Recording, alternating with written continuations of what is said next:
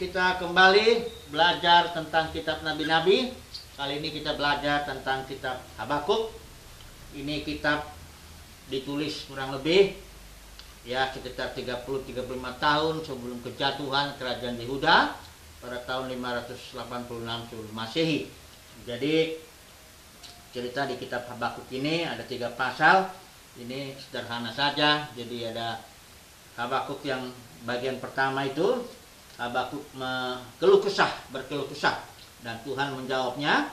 Dan yang kedua juga Habakuk kembali dia berkeluh kesah, Tuhan kembali menjawab, dan akhirnya di pasal 3 Habakuk memberikan respon berupa doanya. Nah, mari kita melihat dulu keluh kesah Habakuk ini, apa yang dia keluhkan ya. Mari kita melihat di sini di pasal 1 ayat 2 sampai 4. Di situ dikatakan keluh kesahnya bahwa Habakuk mengatakan, sampai kapan ya Yahweh aku menjerit untuk meminta pertolongan, tetapi engkau tidak mau mendengar. Jadi dia berteriak karena ada kekejaman, kejahatan, kekacauan, kehancuran. Dia melihat di Yehuda ini ya, ada perselisihan, perkelahian, hukum dan keadilan tidak muncul. Dan dia mengeluh karena dia melihat ini dan menjerit minta pertolongan, tapi seolah-olah Tuhan tidak mendengar. Nah, kemudian Tuhan menjawab di pasal 1 ayat 5 sampai 11. Jawaban Tuhan adalah bahwa Tuhan akan membangkitkan. Dikatakan di sini bahkan Tuhan bilang, ini satu pekerjaan yang terjadi di zamanmu dan engkau tidak akan percaya. Yaitu bahwa Tuhan bangkitkan satu bangsa, Kasdim, ini Babel ini yang akan dengan kejamnya akan menghancurkan kerajaan Yehuda. Jadi Tuhan menjawab bahwa bukannya Tuhan berdiam diri terhadap kejahatan Yehuda atau ketidakadilan yang ada di kerajaan Yehuda, tapi Tuhan membalasnya, memakai Babel ini untuk mendidik, untuk mendisiplin ya, untuk memperbaiki umat pilihan Tuhan ini. Inilah jawaban Tuhan yang pertama. Kemudian Habakuk masih berkeluh kesah lagi di pasal 1 ayat 12 itu sampai ke pasal 2 ayat 1. Di situ Habakuk kembali dia berkeluh kesah. Dia mengatakan, bukankah dari dahulu engkau Yahweh adalah Elohimku yang kudus, kami tidak akan mati ya Yahweh. Dia pun sadar memang Habakuk ini bahwa engkau menetapkan dia, maksudnya bangsa Babel itu untuk penghakiman ya. Engkau menentukan dia untuk memperbaiki. Jadi memang Habakuk menyadari bahwa Tuhan memakai bangsa Babel ya. Tapi persoalannya di sini, Habakuk katakan ayat 13. Akankah engkau diam ketika orang jahat menghabisi orang yang lebih benar dari dia? Seolah-olah dikatakan begini, bahwa bangsa Babel itu lebih jahat daripada umat pilihan Tuhan ini, dan dia, apakah Tuhan diam saja? Nah, di pasal 2 ini Tuhan menjawab lagi, ayat 2 sampai kepada ayat yang ke-20. Nah, ini jawaban Tuhan ini luar biasa. Di sini Tuhan jawab, katakan begini, bahwa bumi akan dipenuhi dengan pengetahuan tentang kemuliaan Yahweh seperti air menutupi lautan. Ini suatu jawaban yang luar biasa. Tuhan akan bekerja di seluruh bumi sedemikian bahwa pada akhirnya dikatakan di sini pasal 2 ayat 14 katakan bumi akan dipenuhi dengan pengetahuan tentang kemuliaan Yahweh seperti air yang menutupi lautan. Ini jawaban Tuhan yang luar biasa kepada keluh kesah Habakuk.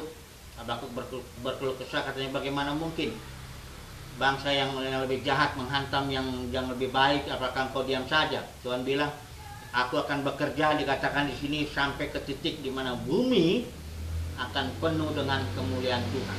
Nah, tetapi Tuhan juga berkata begini, karena ini memang suatu masih panjang ya. Dikatakan pasal 2 dikatakan begini ayat 2. Dan Yahweh menjawab aku dan berkata, tuliskanlah penglihatan itu dan buatlah hal itu jelas di atas loh-loh supaya orang yang menemukannya dapat berlari. Ayat 3, sebab penglihatan itu masih menunggu waktu yang ditentukan. Tetapi pada akhirnya hal itu akan segera terjadi dan tidak akan berdusta. Jika hal itu berlambat-lambat, tunggulah karena pasti akan tiba dan tidak akan tertunda. Karena bagi Tuhan 1000 tahun seperti sehari, sehari seperti 1000 tahun. Tuhan tidak lalai dengan janjinya bahwa bumi akan penuh dengan kemuliaan Tuhan. Nah, di sini Makanya dikatakan juga di sini orang benar akan hidup oleh iman. Jadi dalam kitab ini kalimat yang sering dikutip ini, orang benar akan hidup oleh iman. Jadi saudara dan saya, kita orang beriman, kita percaya bahwa penglihatan ini, bahwa bumi pasti akan penuh dengan kemuliaan Tuhan, bahwa terjadi pemulihan segala sesuatu. Ini sudah dijanjikan, walaupun kelihatannya berlambat-lambat. Ribuan tahun setelah Habakuk ini bernubuat, belum ada tanda-tanda kelihatannya bumi akan penuh dengan kemuliaan Tuhan. Bumi masih penuh dengan air mata, dengan ketidakadilan, dengan peperangan, dengan kekacauan. Tetapi orang benar akan hidup dengan imannya. Dia percaya bahwa apa yang Tuhan katakan pasti terjadi. Nah, ini pasal 3 terakhir di sini Habakuk memberikan respon. Dia katakan pasal 3 ayat 1 berupa doa juga, ratapan juga. Dia katakan, "Ya Yahweh, aku telah mendengar suaramu." Dia udah yakin bahwa Tuhan berkata aku memulihkan segala sesuatu. Dia bilang, "Aku telah mendengar suaramu dan aku takut kepada pekerjaanmu, ya Yahweh. Bangkitkanlah pekerjaanmu di antara tahun-tahun, buat itu dikenal di antara tahun-tahun dalam murka. Ingatlah akan belas kasihan," dan seterusnya. Jadi di sini intinya respon daripada Habakuk ini, ayat 3 juga di ayat 13 itu dikatakan, "Engkau muncul untuk keselamatan umatmu, untuk keselamatan umat yang kau urapi." Jadi di sini juga Habakuk mengatakan bahwa Tuhan juga akan menyelamatkan umat pilihannya itu. Dia akan pada akhirnya akan menyelamatkan. Dan bahkan dikatakan ayat 16 ini, "Aku menunggu dengan tenang hari yang menyedihkan yang akan menimpa bangsa yang menyerbu kita." Ya. Jadi sungguh baik respon Habakuk ini. Begitu dia melihat bagaimana luar biasanya rencana Tuhan. Yang pertama dia mengeluh karena dia melihat ketidakadilan, tapi Tuhan bilang dia lihat di Yehuda itu ketidakadilan. Dan Tuhan jawab, "Aku akan pakai bangsa Kasdim untuk mendidik Yehuda." Kemudian dia mengeluh lagi, "Masakan bangsa Kasdim yang lebih jahat menghantam bangsa umat pilihanmu, engkau diam saja." Tapi Tuhan bilang tidak. Tuhan akan katakan bahwa akan terjadi pemulihan segala sesuatu, bahwa bumi akan penuh dengan kemuliaan Tuhan. Kemudian Habakuk memberikan respon luar biasa. Dibilang, "Tuhan, engkaulah keselamatanku." Bahkan dikatakan ini ayatnya ini, "Sekalipun pohon ara tidak berbunga, pohon anggur tidak berbuah, hasil pohon zaitun mengecewakan, ladang-ladang tidak menghasilkan makanan, dikatakan kambing domba terhalau dari kurungan, tidak ada lembu-lembu dalam kandang, namun," ayat 18 ini, "aku akan bersukacita di dalam Yahweh, aku akan bergembira di dalam Elohim keselamatan." Jadi di sini Tuhan menampilkan diri sebagai Tuhan yang menyelamatkan umat pilihannya, tentu yang pertama.